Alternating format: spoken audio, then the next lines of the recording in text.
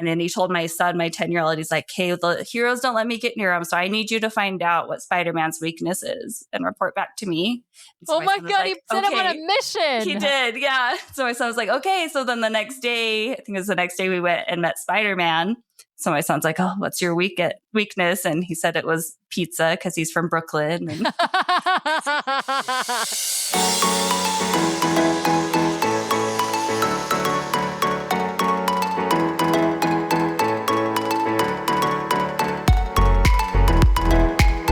welcome back, everybody, to this week's episode of the DCL Duo podcast, brought to you by My Path Unwinding Travel. And Sam, jingle time. Do the jingle. All right. Simply the best.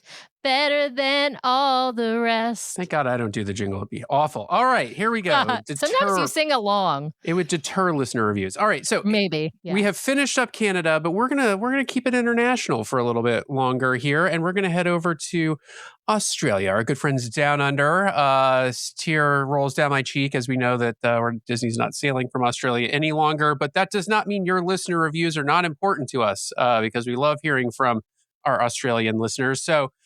This review comes from Princess Inga, who writes, best DCL podcast, not one, not two, but 3 exclamation points, Sam. And she writes, this is the best DCL podcast I have found as a former crew member. Wow. Who lives in Australia and is therefore a little removed from it all. I have been looking for something to help me catch up on DCL changes post-2020. Your podcast balances the fan love with an empathetic understanding of the challenges the crew face and the realities of the system. Thank you so much for helping me stay up to date and excited about upcoming cruises. And she's put some hearts in there for us. So there you go. I love that. There you go. Thank you, Princess Inga. We love Crew you approved. too. Crew approved. And I love that she used 3 exclamation marks. I will say, for anyone who has ever emailed with me, they know that I will often use, I vary between the use of 1 exclamation mark and 3 exclamation marks. Anywhere from 1 to 3. If you get 4, watch out. No, 4 is too weird. The 4 is too many. All right. Like 2 is weird and 4 is weird, but 1 and 3 make sense. Does that make sense? Let's thank Princess Inga for leaving us that review. I think we should add the tagline "Crew Approved" to our podcast going forward. I hope you're still out there listening to us in Australia, even though the wonder's not there for you all. But we're here. We're here for you to bring you all the excitement about Disney Cruise Line. So thank you so much for leaving that great review. As always, if you want to help support the show, one of the easiest ways to do it, head over to Apple Podcasts, hit those 5 stars. And if you write a review along with your 5 stars, we will read it on the air at the top of one of our main episodes. And as I've taken to saying these days, hit the thumbs up button, the stars, the hearts, the whatever your platform chooses to use. Please, please, please leave us a 5-star review, whatever the review equivalent is on your platform. It really helps bring the show to others out there. It improves our rankings in the mysterious algorithm that we all pray to as content creators. So thank you for that review. And Sam, over to you to talk about what we're going to be discussing this evening. Yeah, we are going to be discussing the Destiny, and we're going to be talking about sailing with kids of various ages, from kind of young elementary all the way through young teen today. So I'm super excited to welcome to the show Jillaye. Jillaye, welcome to the show. thank you. I'm excited to be here. We're Long-time excited. listener. Yeah, we're excited to have you. Long-time listener, first-time caller, as Brian likes to Exactly. say. Yep. It's abbreviated now to just long time, first time, long time. Long-time first time. That's Yep. right. Yeah. Well, okay, so tell us, Jillaye, first, your Disney background. I know you and your husband both have an affinity for Disney, so give us a little bit of that info. And then tell us, when did you start cruising, and specifically, of course, with Disney Cruise Line? Okay, so yeah, we both grew up going to Disney parks, mainly Disneyland, because that's the one that's close to us, and both love it. And like when we first started dating, that was kind of the you love Disney, I love Disney, and like And he was like, no, I really love Disney. I was like, no, I like really do too. And that's how it all started. That could be like a real positive or like a real negative. Right. We know that, right? Right. Perfect balance. Yeah. Do you like Disney? I liked it. No, I really I'm like really into Disney. Not a casual like really like. And so Hardcore. we even went to Disneyland on our honeymoon, and so now, of course, raising our kids there, we watch all the movies, but we're really like parks people, like Disneyland, Disney World, multiple times. For as far as Disney cruise goes, I went on a Disney cruise when I was like 12. And I think it was the Wonder. It's hard to remember. And I don't remember tons about it, but of course it was fun and loved it. And so then I'd always kind of had like, oh, it'd be fun to take the kids, once in a lifetime thing, do the Disney cruise. And so we went for the first time. And this was my husband's first ever anytime cruise. We went on the Disney Dream, and we're kind of like, well, let's start with the best, because then we'll see, maybe you'll like cruising and we can do that as a vacation going forward. And everyone says that we've ruined it now that we can't cruise any other line. Now, did you ever cruise on any other cruise line? Like in between? No. Like, no. Okay. So you started with Disney, we and established she really likes Disney. I know. She didn't say I kind of like Disney, and Royal's pretty good too. She was like, I like Disney. I'm a hardcore Disney. Just the Disney magic, and it's just fun. And honestly, like with our kids still being young, we're like, let's take advantage of Disney and like do it right now. And when they're older, then maybe we'll branch out. And I mean, we do other trips too, but like, it's just a good place for families and different ages. Like all our kids like it. So love that. Now, how many cruises have you been on prior to this cruise on the Destiny? So just one. We went on the Dream 2 years ago, and we were kind of like, oh, well, we'll see. Maybe we'll kind of watch and maybe we'll go again. And, I was kind of looking, and I'd actually booked another one on the Dream because it had a stop at Lookout and Castaway. And then when the Destiny itineraries were released, we saw one that was like the same week that was on the Destiny stopping at Castaway and Lookout. And it was like a little more expensive, but really like a couple $100. Like it wasn't that much more expensive. So we're like, well, if we can go on the new ship and still stop at both those places, let's do that. And so that's why we booked on the Destiny. So. Oh, awesome. So you booked your first cruise on the Dream, enjoyed it, obviously, went to Castaway. We're like, I want to go back to Castaway, but I want to go to Lookout. I love that. And you ended up pivoting to the Destiny. Okay, well, that's cool. I mean, you do leave out of the same port. I mean, the Dream right now is going out of Port Everglades, although in your previous cruise 2 years ago, it might have gone did it go out of Port Canaveral? It was Everglades still. Oh, Everglades still. Okay. Mm-hmm. Yeah. So it's only just shifting to a different ship, even, Yeah. Okay. Well, how many nights did you book? Did you book a 4-night or a 5-night? It was a 4-night. Okay. Now, your previous cruise on the Dream, how long was that one?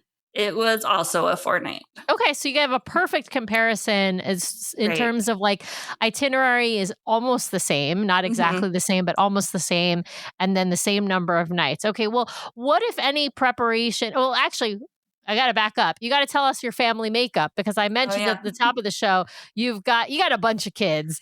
Yeah, that's our almost thing. A basketball team. Disney calls them prospective consumers. Yeah. That's right. I know that's what they definitely are. They talk about taking their kids, and it's like, hopefully you can afford it. Get a good job. Get an education. Exactly. Yeah. Right.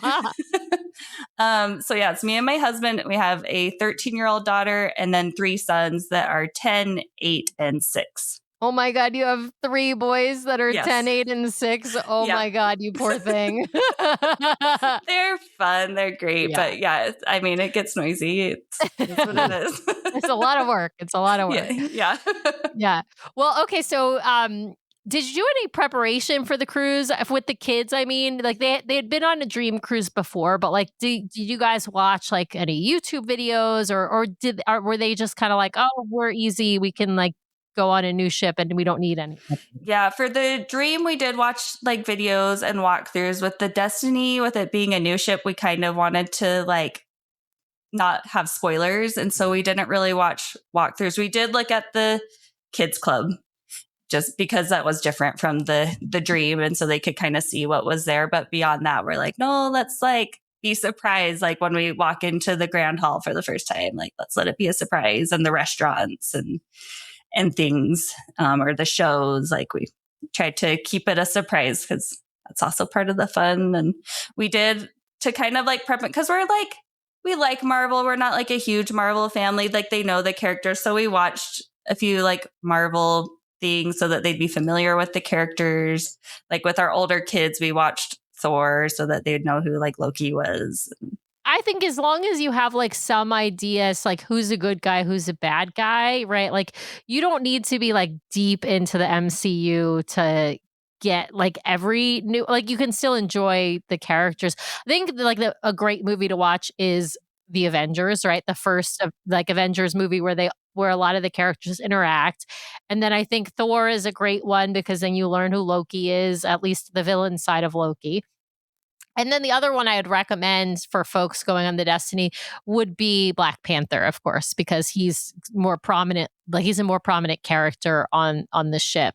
And then of course, everybody loves Spider-Man. I feel like everybody's seen some version of Spider-Man. I don't know that anyone, like kids don't, I feel like with all those. Well, and they have the Spider-Man Spidey and cartoons. Friends, which like Yeah. if you have little kids, that's great because Black Panther is on that here and there. I think Loki even comes on here and there to be the bad guy. So it's like even our youngest knew who these characters were because he's like, oh yeah, Black Panther was on Spidey and Friends, and it's scared to him. Yeah, I didn't know that. I mean, I knew Spidey and Friends was big, and I knew that like that that like the preschool and kindergarten crowd loves that show. But I didn't know Black Panther was on it. That's good to know. Yeah, he'll just like the other characters will come on, like Hulk will come on or Iron Man, like here and there. So it's nice. It's fun. Yeah. Awesome. Did you have any concern about like the kids, like about whether this ship was sort of right for them given their ages, or were you just like, well, it's a Disney ship, of course it'll be fine for all kids? Yeah, that's kind of what I thought. And I'm like, at the least there's the kids club and we know that they'll love that. And they loved it the last time. So I wasn't really too concerned. And yeah, we have faith in Disney. So yeah, faith in Disney. That's Disney right. we trust. Faith Yes. dust and a little bit of pixie dust. Or Yeah. Faith trust and a little bit of pixie dust. All right. Well, what about your 13-year-old? Any sort of concern before going on the cruise? Any concerns or thoughts about whether or not she would like the cruise? The only girl besides you in the bunch, and she's a young teenager. Did you have any thoughts about like what she might be into? I mean, there are some girls who are super into Marvel and others who aren't. So just curious. Yeah, and she's more of three brothers. She's a little more tomboy, like kind of gave up princess stuff a long time ago. So again, she was kind of familiar, and since we'd kind of started watching the Marvel movies to prep for it, she was excited about that part of it. She like did the edge last time, like here and there, kind of the same thing this time. Like she's good to just hang out with us, and so that's mainly what she did again. But yeah, she loved it. She's not like a go like make friends with other people on the ship. Like she did interact with kids here and there, but for the most part, she was just hanging with us. So that's cool. Yeah, you got a big enough family. There's enough people to hang out with. Yeah, right. You can always find someone, right? You can always find somebody you're not fighting with at the time. Yeah. Yeah.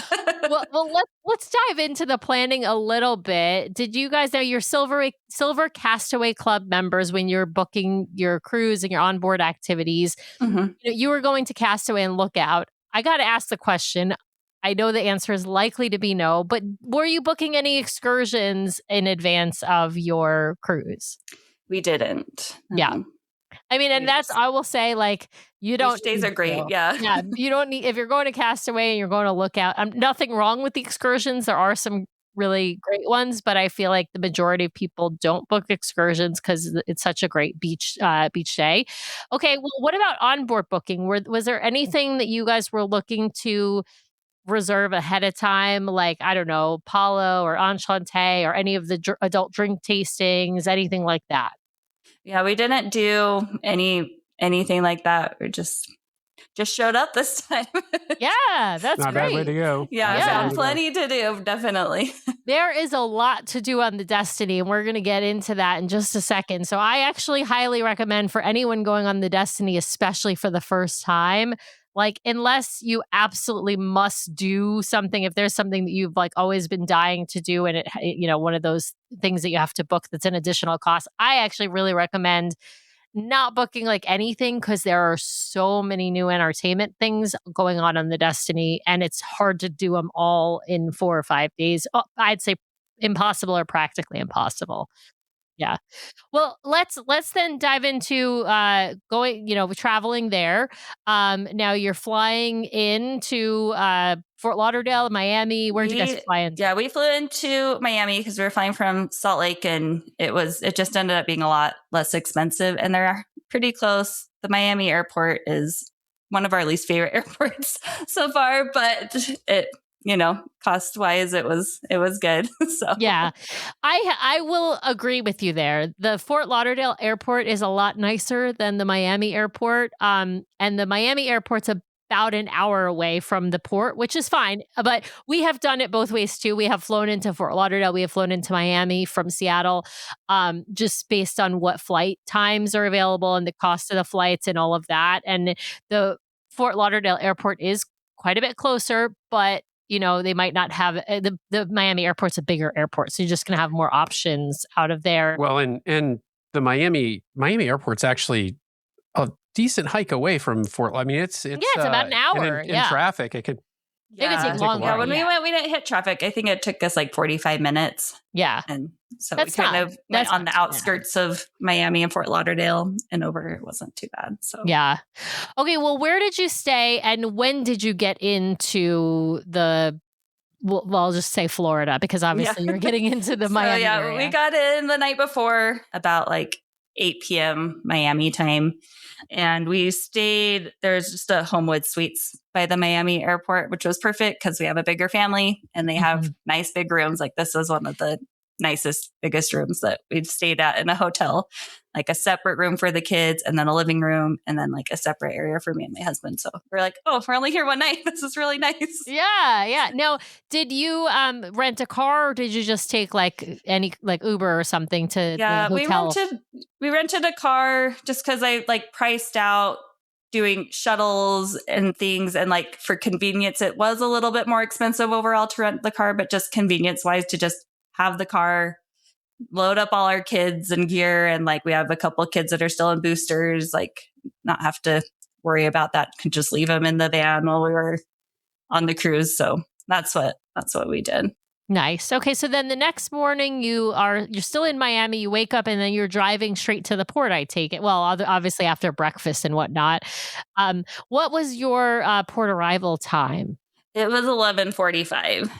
Oh, nice. So you got a pretty early, pretty early port arrival time. How did you find the port experience to be?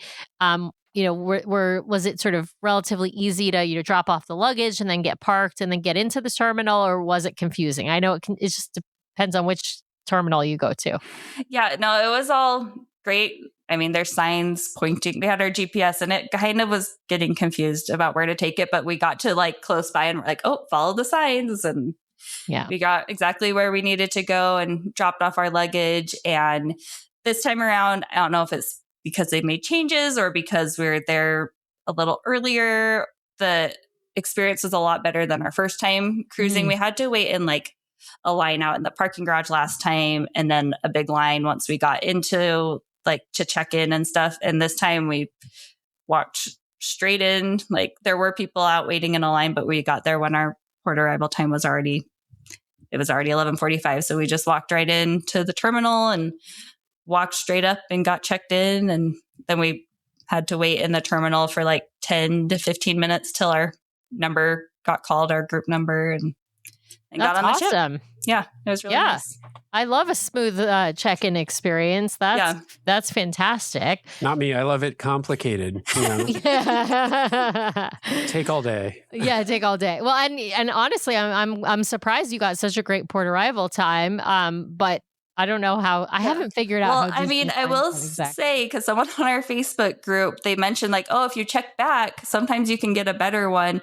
And I mean, we started at 12:15, and I ended up checking a few days later, and there was an 11:45, and I was like, I'll take an extra half hour on the ship. And I didn't know that that was something that you could check, and kind of like checking for lightning lanes in the parks. Yeah. That's a great tip. I wouldn't. Well, we don't, because we're Pearl. We always Yeah, get you the get the earliest, right. We get the earliest, so we don't ever do that. But that's good to know, because I don't know if that's always been a thing that you could check Yeah. for an earlier one. And I'm with you. I say get on early and enjoy the ship, because you don't. That first day, you're paying for a full day, and you're not really getting a Right. full day. So I I know, so we're say, like, as soon as we can get on, we're getting on. yeah, absolutely. Okay, well, you guys board the ship into the beautiful grand hall of the Disney Destiny. Pretty different experience, I think, than walking into the Disney Dream. What did you guys think? You say you didn't really watch videos to spoil. So what did you think when your family name gets announced and you walk into the Destiny? Yeah, it's definitely kind of awe-inspiring walking in. The chandelier is so cool, and just like loved the decor. It's like clean lines and kind of more modern looking, and the colors. And then Spider-Man was waving up there, which was perfect for our kids. They're excited about that. And yeah, definitely a much bigger feel than being on the Dream. It also just always seemed a lot less crowded, and we wondered if that's because there's not the elevators that are right there that are always like feeding people right off of the like grand hall. So it was definitely a nice space, and we're there a lot more than we ever were on the Dream, just watching stuff. So That's what we talked to someone who Yeah, we talked to was Thad, the Thad, who Imagineer. who Yeah. was involved. And he was like, yeah, one of the problems, like people don't love this elevator setup on either end of the ship, but they were like, one of the right. problems we're trying to solve is everyone gets on the ship and sees this one bank of elevators and then proceeds to use it for the rest of their cruise.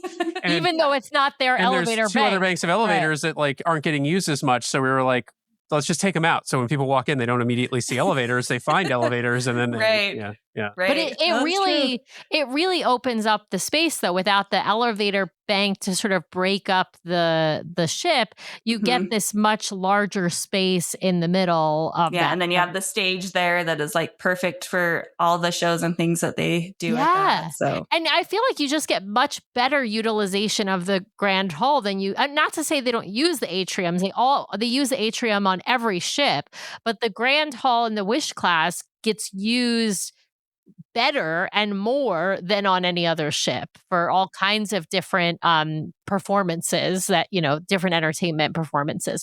All right, well, what's your first like plan of action when you get on the ship after, of course, you stand around for a couple minutes just like looking at stuff, right? Taking some pictures, waving to Spidey up in the balcony. Did you guys grab lunch, and if so, where? Or did you have things that you needed to take care of, at various places? No, we were all set with that. So we just went right up to Marceline Market and got lunch there. And again, just comparing it with the Dream, it's just like, oh, this is so like, I don't know, like more themed, and like it was just really nice looking. And the buffet is perfect with a lot of kids because everyone can find what they need. We really liked too how they have the like kitty counter in Marceline Market, so that I have one son that's like adventurous, and he wanted to try all the things, but the rest of our kids are like, oh, we're just gonna go get chicken tenders and a bunch of ketchup, and they knew exactly where to go. Right.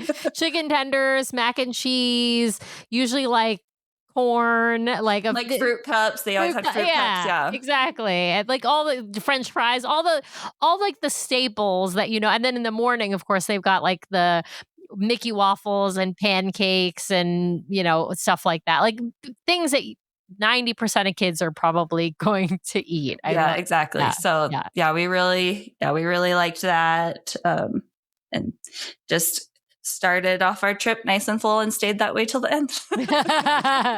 If you're not full when you're on a cruise, you're doing something wrong, right. I gotta say, because the food is plentiful, and that goes for any cruise line. Like it's not just Disney. Like every cruise line has like plentiful food that is 90% included, right? Like you are obviously specialty restaurants on other cruise lines and even on Disney Cruise Line.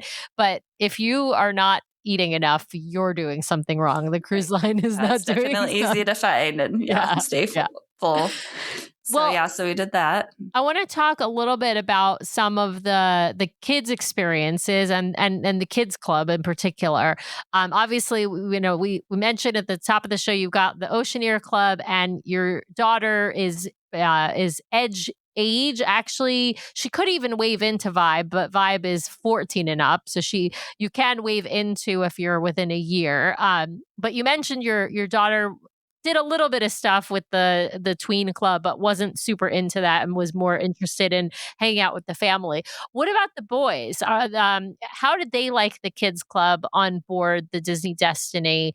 I think the Wish Class Kids Club is the best. Yeah, it's amazing. So after lunch, we went down there to check it out, and they all have magic bands. So we got them checked in with those, and it's giant. I didn't realize how being there was there are a ton of rooms, and all of our boys loved it. Our son that's 10, we did register him in the Edge in case he wanted to go do stuff with my daughter. I think he went there one time with her, and the rest of the time he's like, no, I just want to go to the kids club. They loved the roller coaster simulator the best. Every time I went to pick him up, it's like, oh, they're in the roller coaster simulator there, or Star Wars, but that's where they were. That's awesome. Okay, so they all loved it. Now, you mentioned their magic bands. Had you done, you're parks people, so I imagine you got the magic bands, you had the magic bands for the parks probably anyway. Did you use them on your last cruise 2 years ago too? Because they had we didn't. Oh, you didn't? Okay, I'm not sure I can't remember the timing of exactly when they were I can't remember either if they had them or it was right around then that they were rolling them out, and I can't remember if other people did have them. And we didn't have magic bands at that point either. And so you just had my husband didn't get them, just for the kids. Yeah, so you did have them for the kids club. Always has the kids club bands if you don't bring your own magic band, so you can get one to use, but then that one won't work on your room. Just for those listening, But if you bring your own Magic Band Plus or Disney Band Plus, that's what they call them on the cruise line. It's the same thing. They just call it by a different name. I'm sure it has something to do with copyright or who owns branding the name outside. I don't know. Anyway, but it's you can use them for open your room. You can use them to, buy things at the store. You can use them where else? The pictures, the photo passes. Yeah. They scan them with that, which is convenient. And then I will say, light up, of course, too, and vibrate like they do in the parks. Yeah. Mm-hmm. We did find out because we charged them before we left home, and didn't use them till we got on the cruise. And then when we went to check them into the kids club later, they were not charged enough. And I guess in the kids club, they have to be charged because they'll still work for opening your room and stuff if they're not charged enough. But for the kids club to find out where they are and stuff, they need to be fully charged. So that's something that was new to us, and we found out. So the one time we took them, we had to use the kids club, the loan bands. Yeah. Mm-hmm. And they'll give your kids. We have had that happen. When Nathan was still kids club age, now he's Edge club age, but we've had that happen. Yeah, if they're not, it doesn't have to be you just charge that night, but they need to have more of a charge. They can't have a week charge at that point. Yeah. I think it's great though for the kids to have them. I don't necessarily think they're a must have, but I personally like them. Particularly for the kids, because then they're using them for both the club and then they're using them if they need to get into the stateroom, right? If they happen to be roaming on the ship themselves. And then we didn't need to worry about them losing a lanyard and stuff. Our younger kids didn't use their key to the world thing at all. So. Now, your kids, did you give any of them check-in, check-out privileges? Obviously, I'm guessing not the 6-year-old, but what about the 8-year-old? Our 8-year-old, we said he could check himself in, but not check himself out, just because he'd probably, I don't know, he wanders. And so we're like, I don't know if you would make it back to our stateroom or where you needed to be, because he would just get focused on something else. And but then our 10-year-old, we gave him, he could check in and out. So awesome. Yeah, that's really nice. I think it's really nice when particularly the older kids who won't wander, like, can get a little bit of, a little bit of independence, a little bit of responsibility to kind of, learn how to navigate the ship. It's not that hard. They're not going to get like, even if they get lost, they're not really going to get lost. Right. There's Exactly. You can find them. yeah, you can find them and there's always like stateroom attendants in the hallway. You can always, ask somebody for help if you get, sort of turned around. All right, well, let's talk about some of the onboard experiences that you guys got up to as a family. I'm imagining with 4 kids, you probably didn't get to do a lot of adult only things. No, I don't. Yeah, I don't know that we did anything that was adult only. We tried to look into DeVille's, and it was so crowded, and we're like, well, guess we're not going to do that because we didn't want to wait the half hour to get it to something. We just kind of wanted to peek in what's the superhero show, the adult only one. Oh, with great power. Yeah, we kind of walked by there because they have kind of the openings on the side and you could kind of look in. So we watched that for 5 minutes there. And then that was about our adult only time. There are a couple of times we went and chilled on the deck, but that was the rest was with the kids. So it was a family trip. So absolutely. Listen, we know that feeling, especially when Nathan was younger. There was not very little adult only. We could potentially get him to go to the kids club so we could go to Palo for brunch, but it wasn't like we couldn't do most of the late night stuff and limited amount of going into the bar spaces. It really only when he was in the kids club. Now he's so independent. He doesn't want to see us at all, except maybe at dinner. And I don't even think he wants to see us. He just kind of tolerates us at dinner time. Well, tell us, what about some of there's of course, like I said, tons of entertainment. You've got shows with Zaya and Gamble in the storytellers on board in the Grand Hall. You've got a Maleficent show in Saga. You've got the Cruella does her fashion show in the Grand Hall. I'm curious what you guys were able to do and which ones you enjoyed or didn't enjoy. Yeah, so our kids' main focus, they loved Loki. They kind of my son ended up making it for the first show. We got stuck on the Aquamouse. That's a different story. So he was the only one that ended up making it to see that first show with Loki. My daughter was super bummed about that. But and so kind of from that point on, they were like, this is a Loki cruise. And they wanted to go to anything that had him. So they went to it was really fun. They went to a meet and greet that first night, and my daughter had drawn a picture of him, and he was, he was a really good character actor, super interactive. And he's like, oh, you have a glorious purpose in art. And he signed her art for her. And then he told my son, my 10-year-old, he's like, hey, the heroes don't let me get near them. So I need you to find out what Spider-Man's weakness is and report back to me. So oh my God, he sent him on a mission. He did. Yeah. So my son was like, okay. So then the next day, I think it was the next day, we went and met Spider-Man.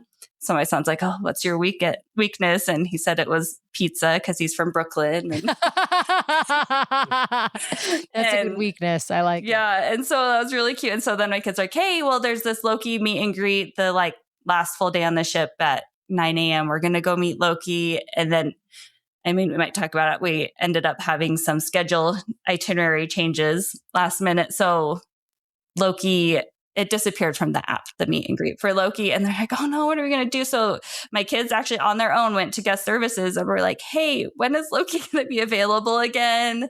And the cast member was super helpful and just like, oh, I'll send a message to the character people and we'll get back to you and let you know. And so then later that night, we came back into our stateroom and there were 2 envelopes for each of my kids. And Loki had signed a card for them. And they're like, Loki will be on the last Oh, full day of the cruise at 5 p.m. You'll be able to see him again. And they were like, okay. Oh, that's awesome. It was so awesome. Such special Disney magic. And they were over the moon. And then so the last show that was supposed to be like Black Panther, Loki takes over. And he picked my 2 kids out of the audience to be his royal portraitists and like draw a portrait of him. That's another picture. Yeah. So they drew the picture and like it was super cute. My son wrote Thor sucks on his picture, and Loki really liked that. And it was just like they loved him. It was like, yay, Loki, boo, Thor. Like, oh, that's amazing. Now, are these the younger boys or which age? No, so it was my daughter, my 13-year-old, and my 10-year-old. Oh, okay. So these are your older kids. Yeah. That's awesome because not all the older kids want to interact with the characters. He definitely made it a special experience for them. Like, I mean, all the character actors are amazing. Like Spidey is super fun, and like, they just, I don't think, especially my 10-year-old, I don't think he would have like been that into it, but he, kind of gave him this mission and he's like, okay, I'm going to do it. I'm going to do it. I got it. Yeah. Oh, that's awesome. I have to say, one of the things I think is so great about the face characters on the Destiny is they really are so good that like sort of that improv, like they can stay in character, but like react to whoever they're talking to, and like giving kids a mission is like that's they're so quick. Just like any question that someone asked them, they had an answer, and I'm like, wow, you guys are amazing. Amazing. Okay, well, I got to ask you because you mentioned getting stuck on the Aqua Mouse. And so I can't let that like just hang there without asking you about that. So I mean, hindsight's 2020, but after the sail away party, we had on our swimsuits. It was like kind of cold, but on the Dream, the line for the aqueduct is always so long. And so we're like, let's go hit it first, get it done. And now we know the Aqua Mouse seems to move a lot better. And like the most we waited was like probably 10 minutes. Our cruise was a little cooler, so that probably helped too. But yeah, well, there can be. On the Destiny, I was going to say, yeah, there can be. I was going to say on the Destiny too. There's like 3 different shows you can see. So like, yeah. So it's like you gotta figure out like what the schedule is so you can like do. Yeah. So we were like, okay, I think we have it planned that we can hurry and go on the Aqua Mouse, and then head down to see the first show in the Grand Hall. And yeah, so we all went on it. And then my husband and my youngest son were on the lift hill, and it like stopped, and they had to like do a reset. And so like they were stuck up there for, my husband's like, luckily the spraying stopped because they were right at like a spraying part. You're like getting drenched and like it was like drowning in cold water. And so they ended up having to walk down the lift hill, and they had to like reset the whole ride. And so it was kind of like a sad way to start. And which show did you get on the Aqua Mouse? Do you remember? There's a Yeti show, a Golden Egg, and I'm forgetting one of them, Sam. So I know it was Kraken. the one, because we went on it a few other times throughout the cruise. So it was the one that had like the villains. The villains one, yeah. Was the first day. One, yeah. Yeah. And then 4 now. That's right. There's 4. Yeah, and then I think we saw the Yeti one, and then there was like an Under the Sea. Yes, I call that the Kraken one. Oh yeah, the Kraken one. Yep. Yeah, so we saw those. Because we live in Seattle, so we think of the Kraken with our hockey team, right? Oh, okay, yeah. So those are the ones that we saw. Awesome. And so we did like it. Once we got on it, we're just like, okay, next time, let's just not do that first thing. Yeah, hopefully next time he won't get stuck. Yeah. I know, because that's my youngest, of course. He's like, remember when I got stuck on the Aqua Mouse? And it's like, but it's like, now it's a story, now it's the story of the time we got stuck on the Aqua Mouse. Yeah.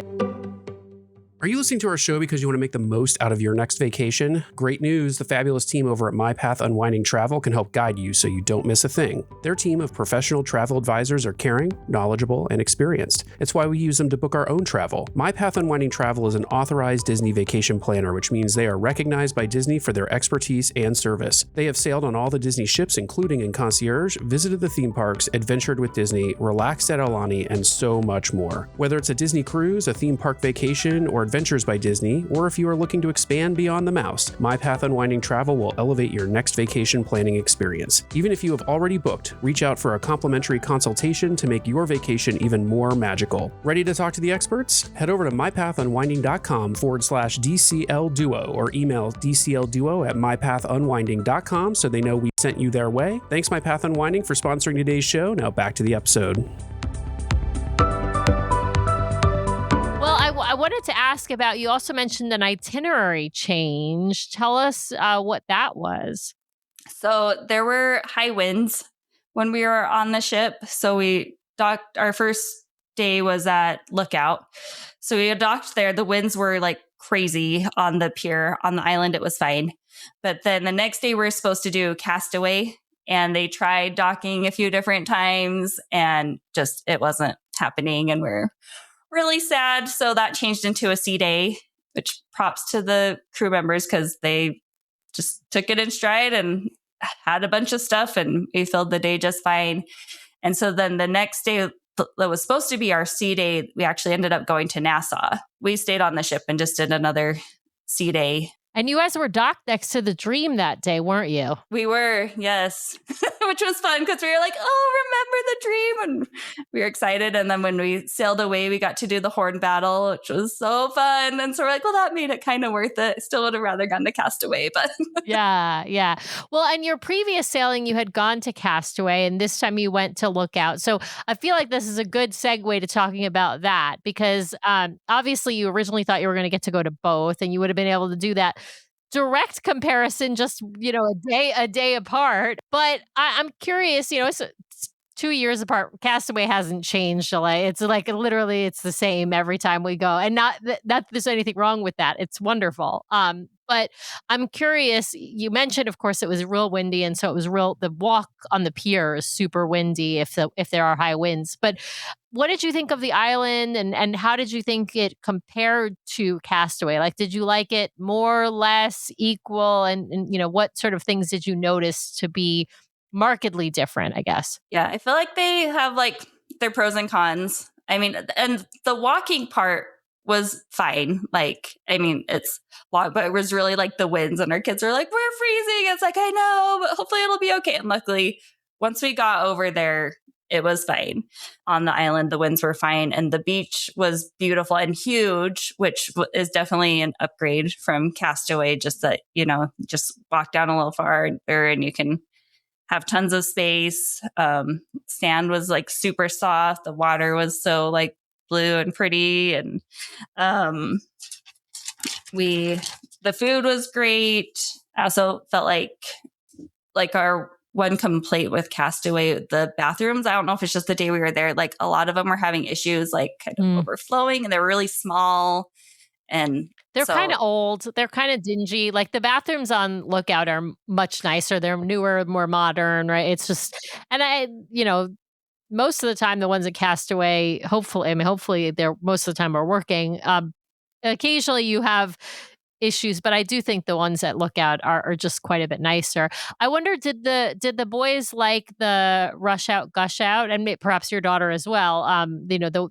It's a splash pad, but it's a much bigger one than like the one there's only like a very tiny baby one at Castaway, and then of course there are water slides, but they're out all the way in the water. Yeah, so we're excited about that. It was a colder cruise, so in the water at the rush out gush out wasn't super warm. We went over a couple times to kind of check, and our kids were just kind of like, no, too cold, let's just go back to the beach. Otherwise, I think they would have loved it, because we did, when we went on Castaway, we like swam out to those water slides and they had fun with us. So I was really looking forward to the rush out gush out, and like they love playing in water, but it was just a little bit too cold this time around. What about the Junkanoo? Did you catch the Junkanoo parade, or check out the Goombay Cultural Center, any of those activities? No, we didn't. I kind of was like, hey, you guys, we could hear the parade going on. I was like, should we go watch it? And they're like, no, we just want to keep playing in the sand. I was like, okay.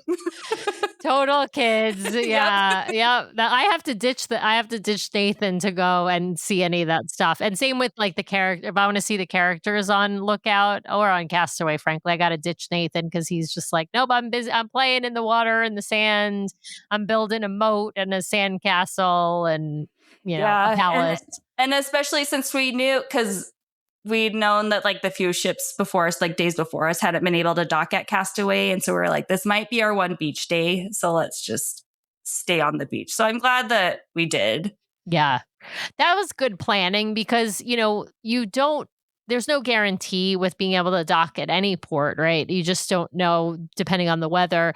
And Castaway, because of the way they have to sort of back in at Castaway, it's it's more difficult than at Lookout, for example, or at Nassau or many of the other ports that they go to. And so it's just more common, unfortunately, for if something's going to get canceled due to wind, Castaway is the thing that is more likely to be canceled. And so it's good sort of knowing that if you even just a day or two before, and you can sort of prepare for it, especially preparing the kids, because if the kids are looking we did. We're like, we might not be able to dock. And so they definitely were prepared.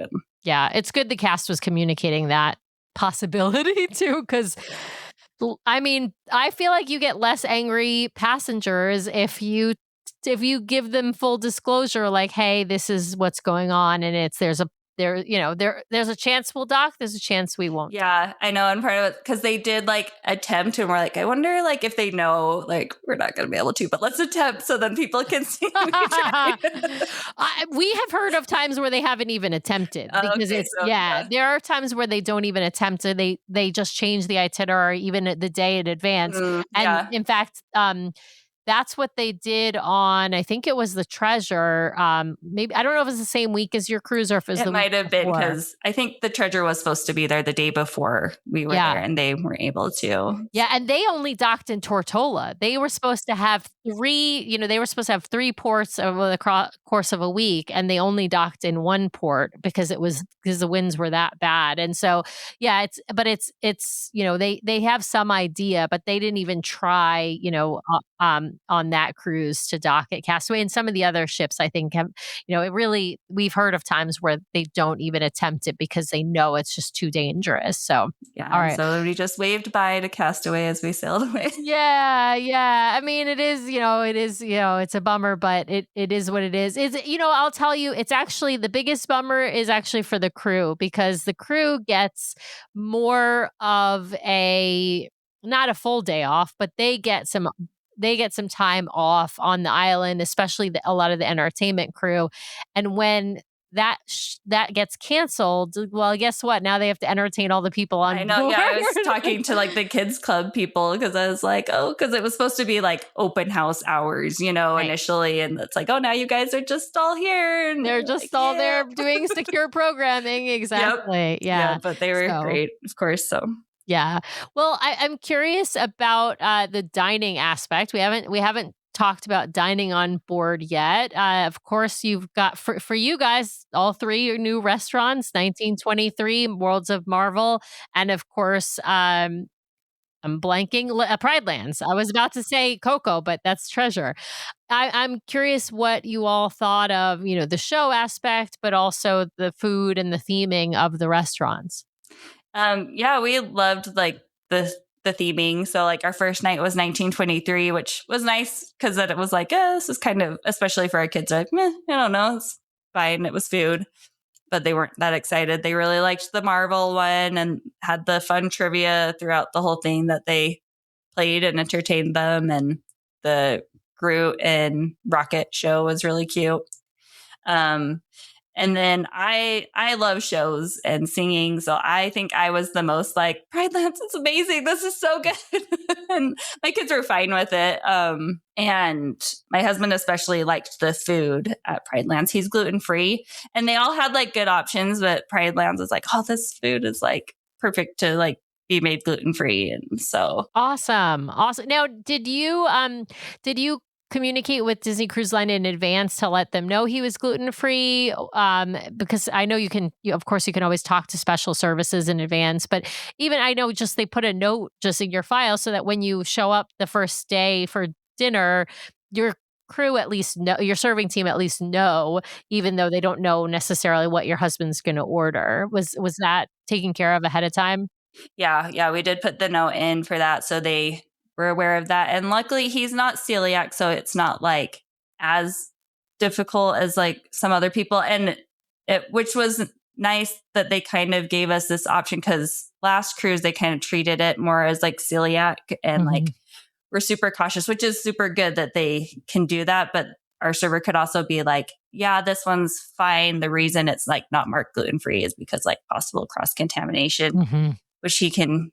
So he could be tolerate, okay with. yeah. So if he could tolerate some, what's the word I'm looking for? Like it could be in the same area, and he right. If it touches cross-contamination. right, some amount of cross, or some. I was gonna say though, some amount of gluten. I mean, he can just tolerate he can without it being like really debilitating for him for the entire night. Whereas people with celiac, it could be you could really ruin the cruise. The cruise. Exactly. Yeah. So, and they were great with that. For all his other meals he ordered the night before, and they were like everything that he was like, could I do this? And our server was like, yeah, we can do that. And so that was a little different. Our last cruise, they felt like it was kind of like, these 3 things, but like everything she was like, yeah, I'm pretty sure we can do that. Like, here, choose a backup just in case we can't. But they were always able to get his first choice. And awesome.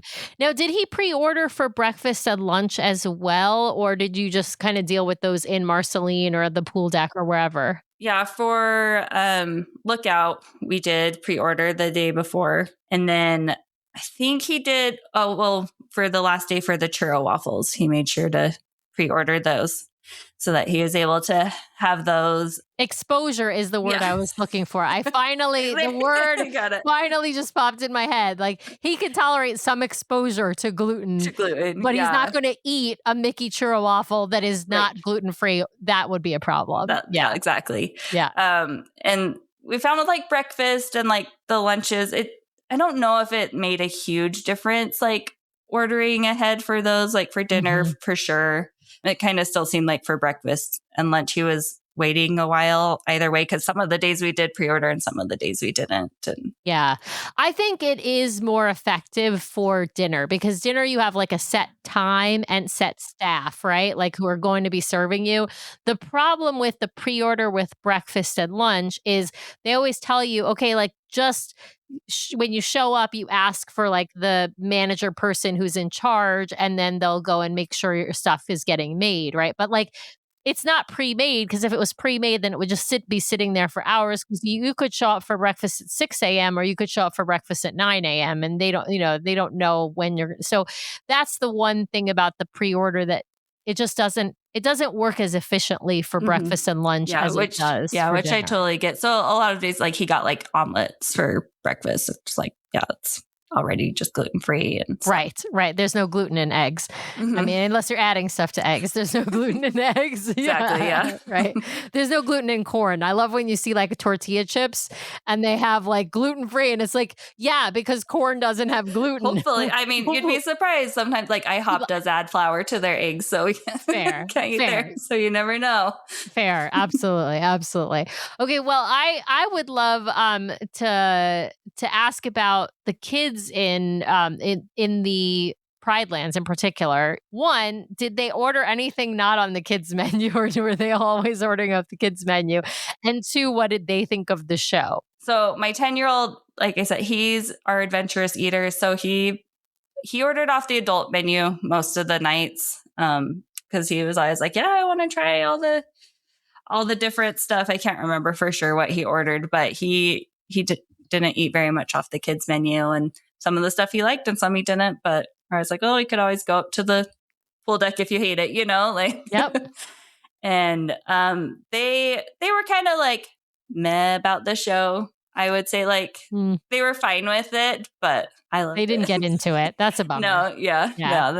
It was just kind of there, like they were fine with it. But yeah, that is the one. I mean, it's so funny because I say adults, I feel like especially those of us who sort of grew up with The Lion King and it was sort of a part of our childhood, like I love that show and the experience and the music and the food and all the atmosphere, but it doesn't resonate.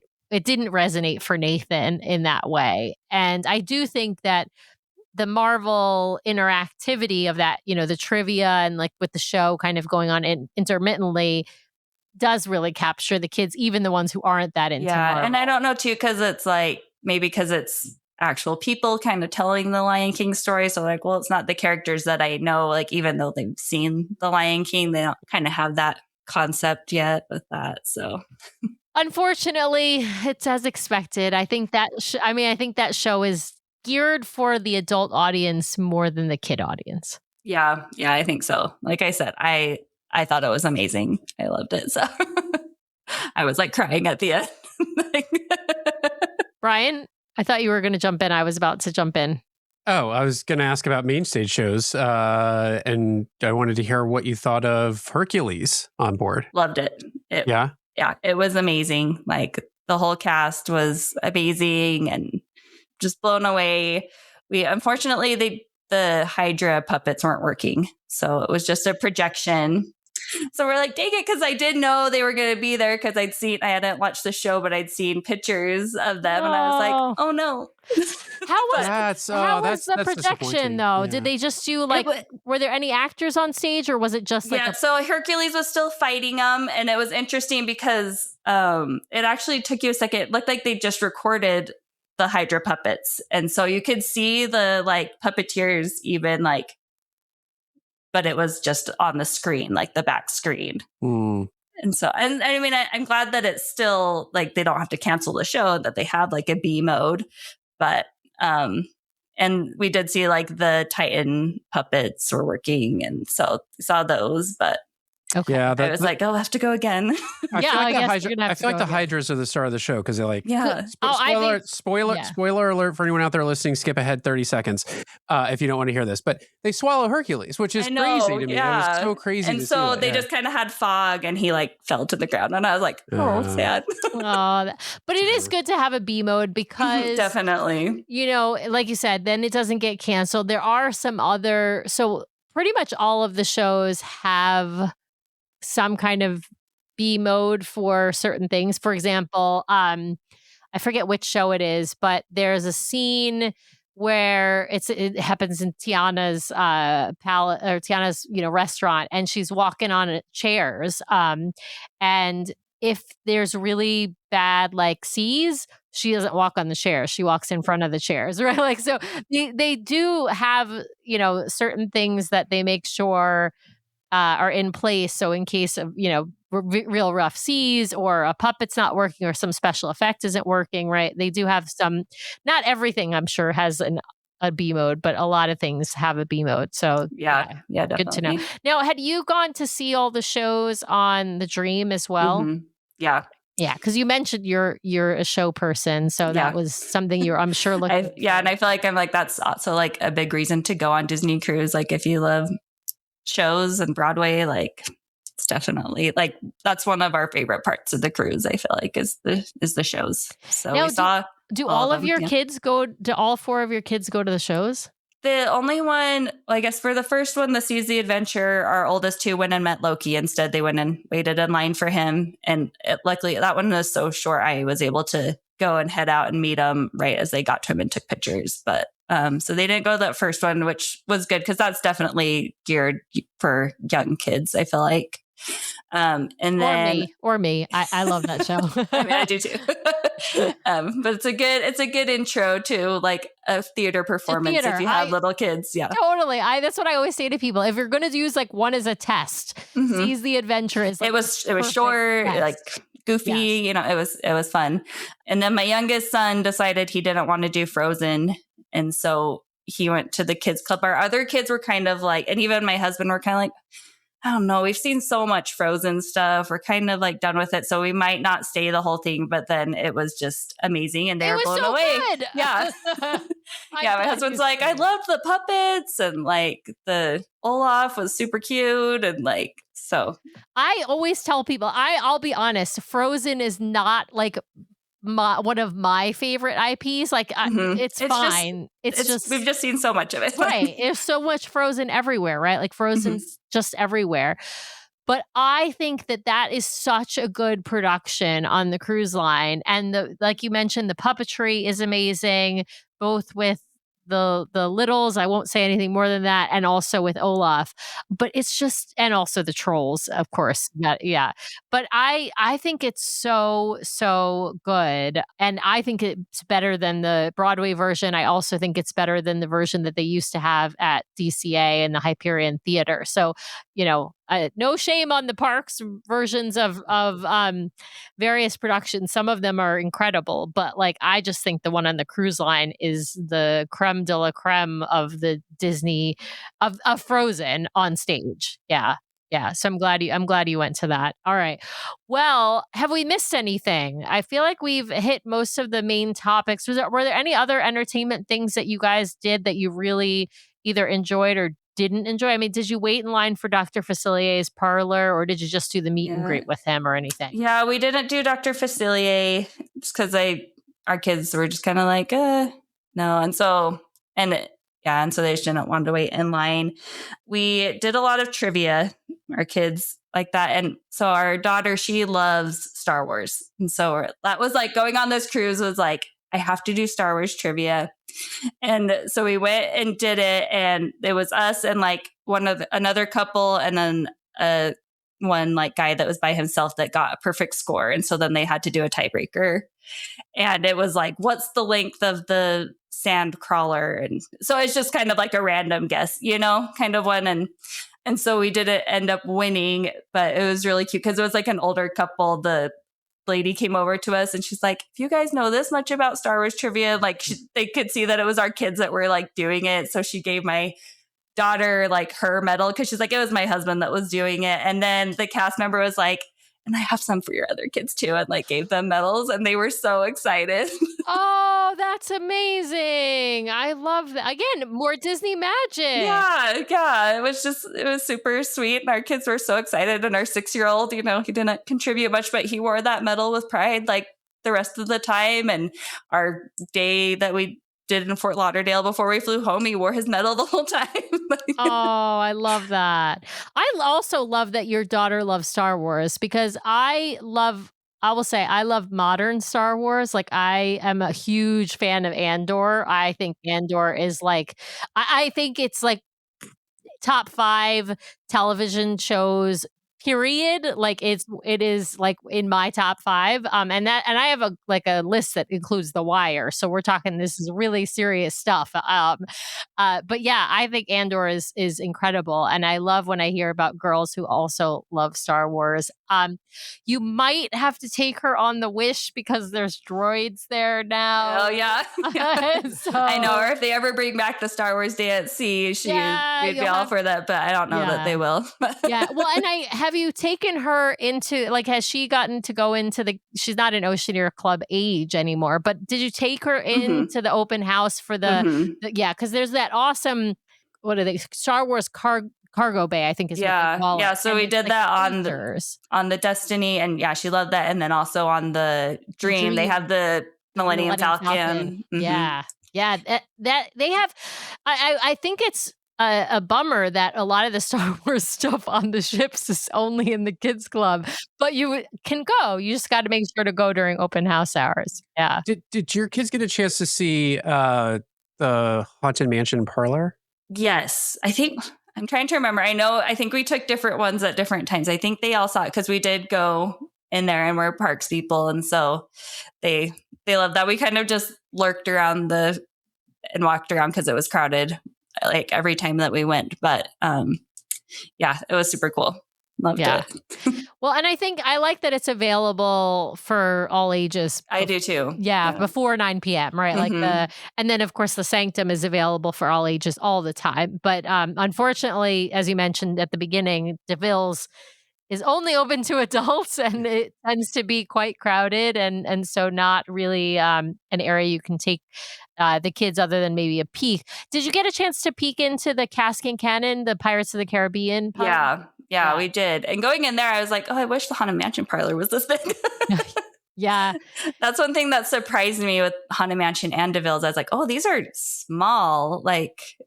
And they were filled to the brim like every time we went in. So Yeah, it's definitely a bit of a, it's a bit of a redesign from the older ships in terms of like there's more bars, but they're all smaller in size. Yeah. So it's a feature, not a bug, but I don't know if it's well, especially with DeVille's, because I'm like, well, they're actually having like stuff in there. It's like, I would have loved to go listen to the piano guy or, see the Cruella show. But every time we stopped, it was like, whoa, it's too crowded. Yes, this is the rope dropping culture. Yes, definitely. And I think we felt like there were a lot more adults only on this cruise compared to our dream cruise a couple years ago. So I think like a lot of the spaces were like, oh, this isn't nearly as crowded, but then it's like, oh, there they all are. Yeah, there's exactly. Yeah. Which is like, that's not a bad thing because you were a family. So you actually like probably had more space on the pool deck and more space in like the family activities. But of course, it means that all of the adult spaces are going to be packed and oversubscribed. And there's certain activities that are just draw that adult crowd even more. Yeah. Yeah. All right, Brian, do we think it's that time? I mean, these decisions are really best left to you, Sam. So if you think it's time, I think it's time. So, Jillaye, I need to hand you back over to Sam for some arbitrary questions, some arbitrary rules, and probably more than a dash of judgment, or the round we know as rapid fire. She said no judgment. So It's a heaping spoonful of judgment in her rapid fire recipe. Based on how we've been talking so far, I have a prediction that I'm going to actually like Jillaye's answers. So I'm not actually I'm not really that setting worried. the bar high. Yeah, right? no pressure. Yeah, no pressure or anything. But I feel like really alleviating the pressure on the guests there, Sam. All right. We're going to start with your Disney favorites, and then we're going to go Disney Cruise Line favorites. We're going to start with the question I like to start with, which is, who is your favorite Disney character? And Disney means everything and anything that Disney owns, including Star Wars, of course. So if you pick Cassian Andor, you're awesome, but you don't Come on, Indiana Jones. Come on, Indiana Jones. I mean, it's hard because, like I said, love Disney, but my go-to is Peter Pan. Oh, that's a good one. Classic. Okay. Yep. Moving on to Disney movies. What's your favorite Disney movie? Coco. Nice. Awesome. All right. Well, what's your favorite Disney song? Again, hard. I think I'm going to say Friend Like Me from Aladdin. Yeah, that's a great one. Okay. We're going to shift over to shows on Disney Cruise Line. You've seen some really top-notch ones. You saw Beauty and the Beast on the Dream. You saw Frozen and Hercules on the Destiny. And of course, you saw like some other ones that I Come on, Golden Mickeys. Come on, Golden Mickeys. Kids loved the Golden Mickeys. Yeah. I gotta ask you, but Jillaye, which one was your favorite? My favorite was Hercules. Yeah, very Beauty good. and the Beast is close second. You would have been okay. I would either way. You would have been okay either with either. But I loved Hercules, and like Hercules is already one of my favorite movies too. And so, was Corey J. Bradford still in the cast when you were on? I think so. Yeah, I think from the pictures, I think it's the same person. Yeah, he only just left. Literally like in the past week or two. And you were in mid-February, right? Beginning. No, you're fine. Yeah. So he was amazing, like so good. And he came out that like very last show at the end of the cruise, and I mean like standing ovation. I was like, you're the best. He's the best. He's fantastic. Yeah. So how did we get through the whole episode without you asking about Zaya and Gamble? Well, we did. I mean, we didn't talk. We talked about some of their shows, but you're right. We didn't talk about them. I'm sorry.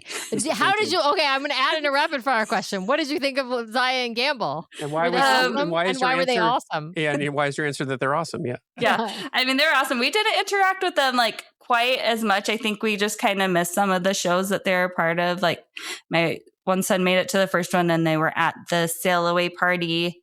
And then I want to say we didn't really see him again until that last Black Panther show. So like we liked them, but we didn't have as much interaction with them. Fair enough. Fair enough. All right. Well, we're sticking with the cruise line, and I've got to ask about your favorite onboard activity. Obviously, you sort of won trivia.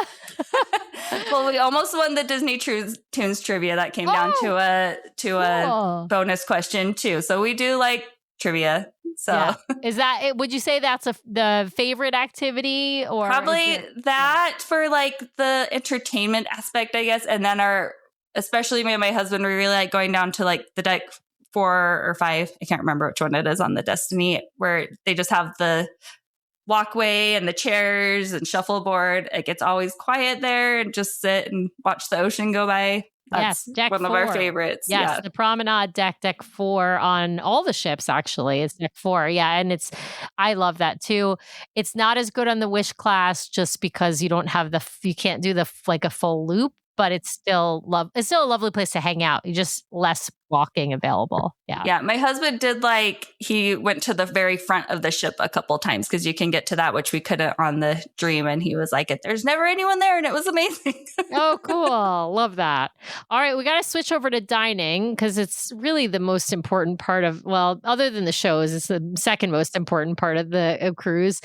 I got to ask, what's your favorite dining rotation? And you can pick from either the Dream or the Destiny. I'm not going to make you just pick from the Destiny, but I'm curious which restaurant you can choose because you like the food, you like the theme, you like the show. It doesn't really like the why could be different, but what was your sort of favorite? My favorite was Pride Lands, I think, for both of them. Yeah. And for all of it, really. Like, the show, the theme, the food. It was really pretty in there too. Like, yeah, absolutely. Okay, we got to talk specifically about food. Then I'm going to ask the 2 questions, which is a favorite sweet item and a favorite savory item. We do sweets first because I think savories are better. We save the best for last.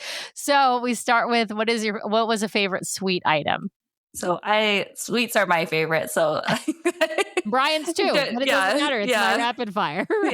Yeah, exactly. In Pride Lands, they had this like chocolate dessert that was super, super good. And then the pineapple ice cream, like soft serve, was really good too. We had that one day. Ooh, I love a good soft serve. Yeah. So, I mean, we ate a lot of ice cream. Yeah, good. As you should on a Disney cruise. It's all included. All the soft serve, not the other ice cream. But right. All the soft serve. All right. Favorite savory item. Savory's hard. I loved everything. This one might be a little like odd, but for breakfast every day, they had a different type of quiche and they were all so good. And so every day it's like, oh, what is this one today? Oh, it's a ham and spinach. Okay, I'll take that. And like, they just had different flavors every day. One was like a chorizo and like, I really liked it. Yeah, awesome. And a quiche you didn't have to make or buy yourself. Even better. Yeah. Love that. Okay. All right. Now, this is a very serious question and it's very important. Which ship do you like better, the Dream or the Destiny? The Destiny. Yeah, that's the right answer. See, I told you. I knew you were going to pass with flying colors. Okay, the last question of rapid fire is, of course, bucket list cruise. If you could go anywhere in the world, someplace you haven't been, and you're going to do it on a Disney ship, and it doesn't even have to be someplace that Disney currently sails. It just needs to be someplace accessible by water. Where would you go? I think, as I was thinking a lot about this question, I think I would love to do like an East Coast of the US cruise. Like I've been to cities on the East Coast, but I'm like, I'd love to hit up Boston and New York and just like wake your way down and then go over to Castaway and then like end in Orlando, and do a park trip at the end. Do a park trip.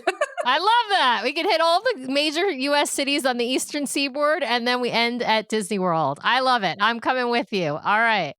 I love it. Like I said, I had a feeling that you were going to pass the flying colors. A++, no judgment. Coco's not my favorite movie, but it's a great movie, so I can't. There's no real judgment. I mean, and it's hard to choose, but that's kind of I love it. So. Well, speaking of which, what's next? And I feel like you have to get on the Disney Treasure if Coco is your favorite parks movie. Person and we're parks people. And I'd love to. We did book the placeholder. We don't have anything currently booked, but just kind of looking and seeing. And we're also like, oh, might be fun to sail out of California, since that's easier for us to get to. And so, but which wouldn't be the treasure, but No, but it'd So be we'll the wonder or the magic out of out of San Diego. You have there's several options. Of course, you can do Alaska as well, but like you have several options for San Diego cruises with 2 ships, on the West Coast at least part of the year. Yeah. So we'll see. We don't have anything booked yet.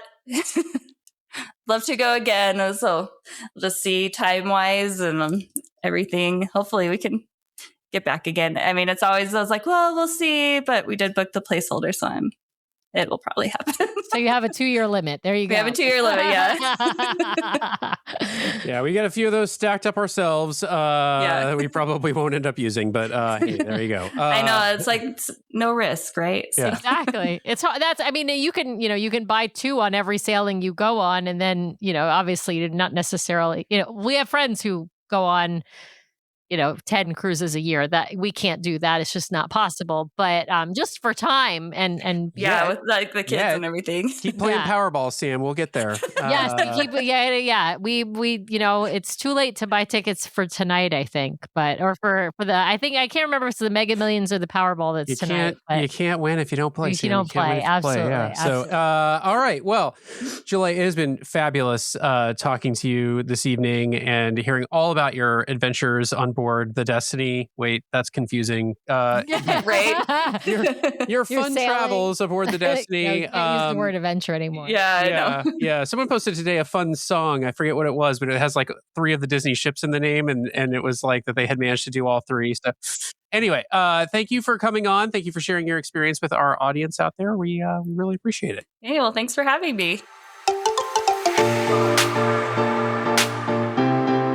Well, thanks to everyone out there for listening this week. We really, really appreciate it. Be sure to subscribe to the podcast so you can keep getting great content from us every week. In fact, twice a week we publish shows. So be sure to hit the subscribe button to get all of those great episodes. And if you want to watch us live, we have a live show now every week, Monday nights, 5:30 p.m. Pacific, 8:30 p.m. Eastern over on youtube.com/DCLDuo. So be sure to head over and check that out. If you want to help support the show, be sure to hit those 5 stars on Apple Podcasts. And if you leave us a written review, a 5-star written review, we will read it at the top of one of our main episodes. So please head over there and hit those 5 stars. Of course, you can also help support the show by supporting our fabulous show sponsor, My Path Unwinding Travel. If you want to book your next Disney vacation, head over to mypathunwinding.com/DCLDuo or email them at DCLDuo@mypathunwinding.com so they know we sent you their way. If you've got questions or you'd like to connect with us, the best way to do that is to head over to DCLDuo.com. It's got links to all of our things, full catalog of the podcast episodes, including a searchable catalog for the podcast, links off to our vlog, a link to our Etsy store where we sell some fun fan-inspired magnets, link to our Patreon if you'd like to help directly support the show each and every month. Just head over to the website or patreon.com/DCLDuo. Also has a way for you to sign up for our Substack newsletter that we're hoping to start really pumping out monthly here at least, and a few blog articles that we've written. So DCLDuo.com is the best way to connect with us. You can also, of course, email us at info@DCLDuo.com or reach out to us on our voicemail line at 402-413-5590. That's 402-413-5590. The DCL Duo podcast is not affiliated with Disney Cruise Line, the Disney Company, or the Disney family of theme parks. The views expressed on the show are solely those of the individuals on the podcast and in no way reflect the views of the Disney Company or Disney Cruise Line. If you have questions about a Disney cruise or a Disney vacation, please contact the great folks over at My Path Unwinding Travel or Disney directly or your own travel agent. Thanks again for listening, and we'll see you next time for another fabulous adventure with the DCL Duo.